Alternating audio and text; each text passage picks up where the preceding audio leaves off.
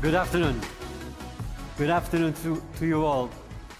Well, first of all, and before I present Massamba, let me tell you why we, IT consulting firm, is invited and is working together with the United Nations, the climate change framework. Well, this is all started with our journey in sustainability. And probably and for sure, what we have done is less compared to some of your organizations. We started with governance and looking at ESG, starting with governance, creating a strong governance with processes, a resilient model with transparency that shows our cultural values and is clear to all of us. For me, as a president and CEO, this is what keeps me sleep at night, because we have a very strong governance that everyone is involved and has his own responsibility. Then we can go to social. All of us know and have been doing a lot in terms of social responsibility, a lot externally, supporting communities, supporting specific initiatives. But when it comes to sustainability, we have been doing a lot externally, putting our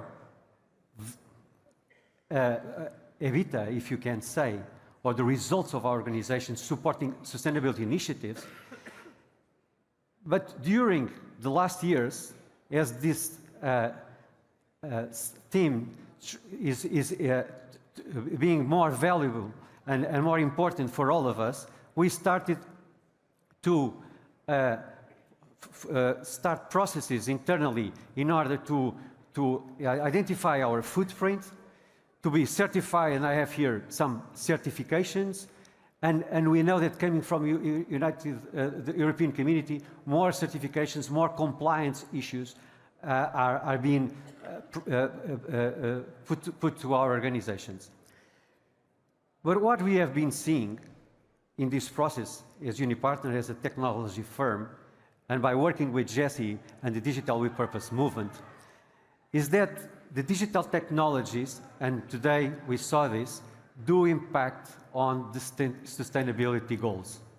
And they made a study focus on the 17 sustainability development goals, and some of you probably know that they transform on 169 concrete targets, and the study that they did points that 60%, 103, are only possible to be achieved if you use digital technologies. So what comes to us is the responsibility of using our power, and now looking at the power that we've been talking today, not just to apply to organizations and comply to rules that we have to comply, but also to look at our responsibility to create positive impact externally. And this is what is called the enabling impact, is the impact that our solutions, our core business, can provoke on others. So based on that, we had the pleasure to start working with the climate change framework in Germany that has the COP28, where we had the honor to be invited, that created an initiative called the Global Innovation Hub. That is the responsibility of our invite Massamba, Thioye, that has a responsibility to create this vision and to accelerate this journey. So the next challenge for all of us is not just to comply and to be net zero and to comply with the Paris Agreement, but also to look at what we do and how can we accelerate the solutions and the services that really create impact on our lives and the planet. So please welcome Massamba Thioye from the United Nations. Massamba.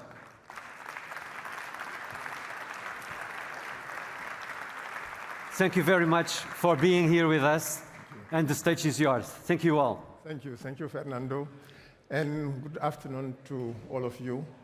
I'm very pleased to be here.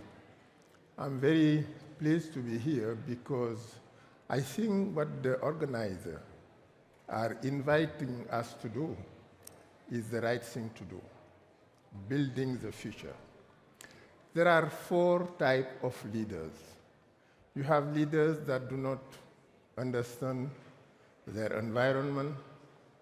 Their organization will disappear without them knowing why. And you have leaders that are trying to understand their environment and adapt to it. These leaders will be, unfortunately, always being led. They will be left behind. And you have leaders that are trying to anticipate their environment, to predict their environment. It's a very challenging task because we have a complex environment characterized by volatility, uncertainty, ambiguity, and interconnection between very important issues. So, and then you have the last type of leaders, those that instead of trying to predict the future, decide to build the future. Those are the leaders that will lead the future. So that's why I'm very pleased to be here with you. And I would like to thank Unipartner for giving me the opportunity. My name is Massamba Thioye. I'm the project executive of the UN Climate Change Global Innovation Hub, an initiative of the UNFCCC Secretariat, the Climate Change Secretariat in the UN, launched in 2021 with a one-fold vision. How do we use innovation to serve the many people and the planet? And a twofold mission. The first part of the mission is how can we contribute in accelerating and upscaling existing climate and sustainability solutions. Now, when I'm saying solution, it's not just about technology solution. Technology solutions are important, but alone, they will not address the big challenge that we are facing. They need to be integrated with innovative policy instruments, innovative financial instruments, innovative business model, innovative product from the culture and creative industry. This is only if you are able to form a cluster of innovative solutions made of all these different things that will be able to provide the right response to the big challenge that we are facing.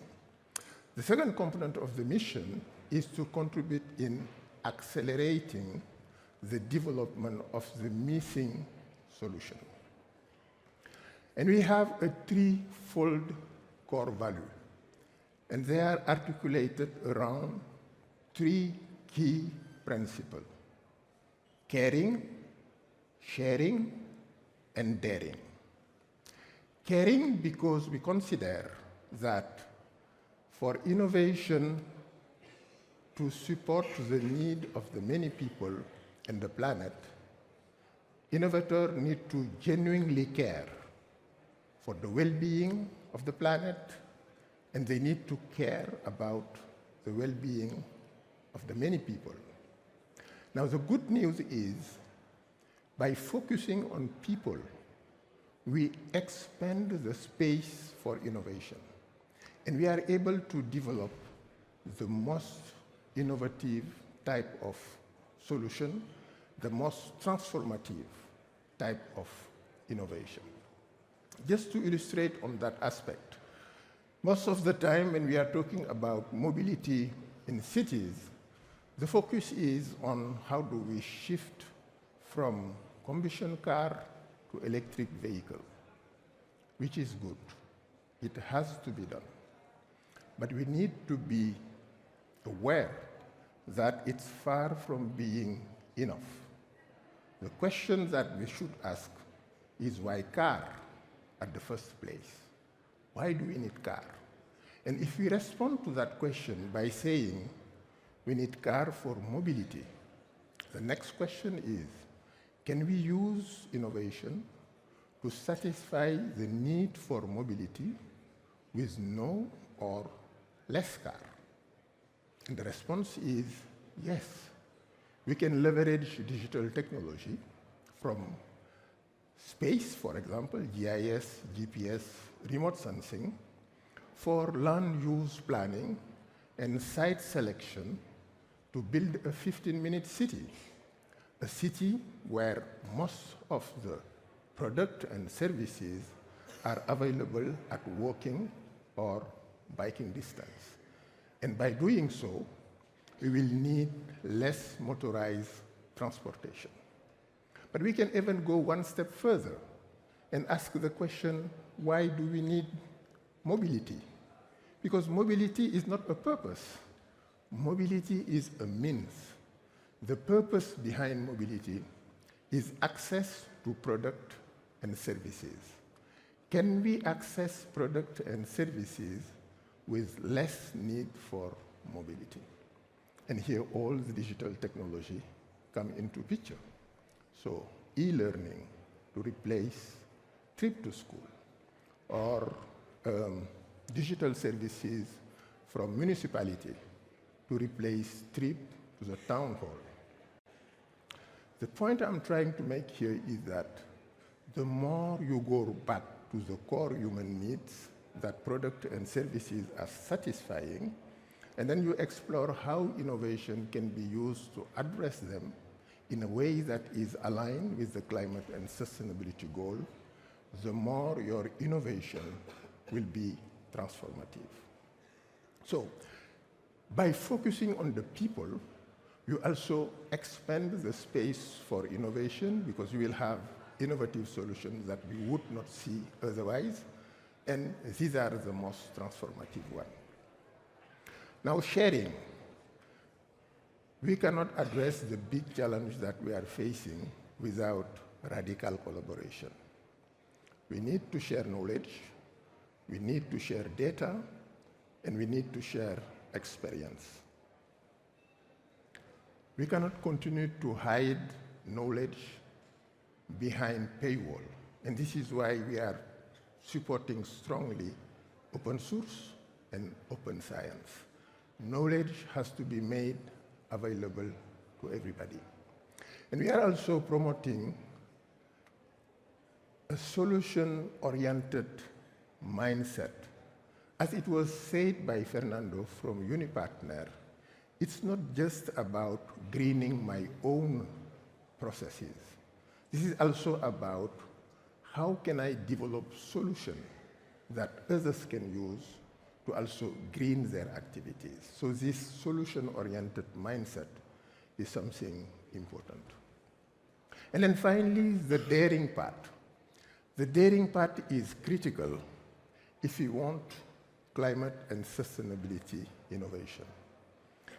The main barrier to climate and sustainability solution is related to the fact that most of the time, when we are setting goal and target for climate and sustainability, we tend to set them based on our understanding of what is possible, not based on what is needed. And I can understand why this is like that. Whenever I engage with a CEO of a big company, and I ask them why you are not more ambitious in your goal and target, they will respond, because we do not have the solution. And I don't want to set a goal and have my board members asking me, how will you achieve your goal? And I respond, I do not know. I will not be credible. But that's a problem, because it locks us in a vicious circle. Because when you go and ask those that are developing the solution, why are you not developing transformative solution? They will respond, because I do not have a demand. And we are locked in a vicious circle that you can only break if you develop a moonshot mindset, where goal and target are not set on the basis of what is perceived as possible, but on the basis of what is needed. Because this is precisely the gap between what is needed and what is currently possible that will be the main driver for innovation. So caring, sharing, and daring are critical if you want climate and sustainability innovation. Now, we strongly believe that the green transition will need to be a twin digital and green transition, or it will not happen. Why is it like that? This is because the most transformative type of climate and sustainability solution are actually enabled by digital technology. I have provided the example of e-learning, the example of use of digital technology to rethink land use planning and then site selection and disrupt motorized transportation. In all these examples, digital technology is needed. If you want to enhance the efficiency of use of product, like in car sharing, carpooling, you will also need digital technology. If you want to enhance the circularity of economy, you also need digital technology. So there is a huge market opportunity for tech companies in this green transition.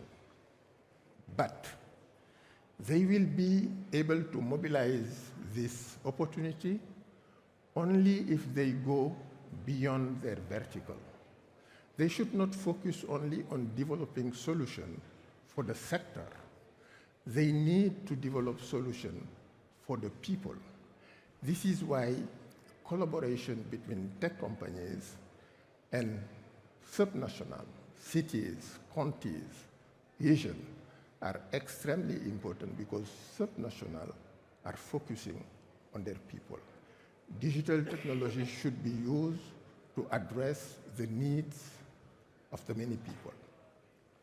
It will be possible only through a radical collaboration among nations, because the reality is that nations are not enough collaborating. We need to take every opportunity of working together to collaborate and build trust. And the good news is the more you collaborate, the more you trust. And the more you trust, the more you have willingness to collaborate. So any opportunity to work together should be seized to build trust. We need also collaboration within nations between national government, subnational government, private, public, and philanthropy, and also along value chain. This is what enables us to build a society that is productive and not extractive, a society that is regenerative rather than destructive, and a society that is empowering and not alienating. A society that can provide flourishing life to the many people, gives them meaningful job, purposeful, that they will undertake with passion. And then, only then, we can contribute to the building of the vision of the UN, which is a vision based on peace, security, and human dignity. Thank you for your attention.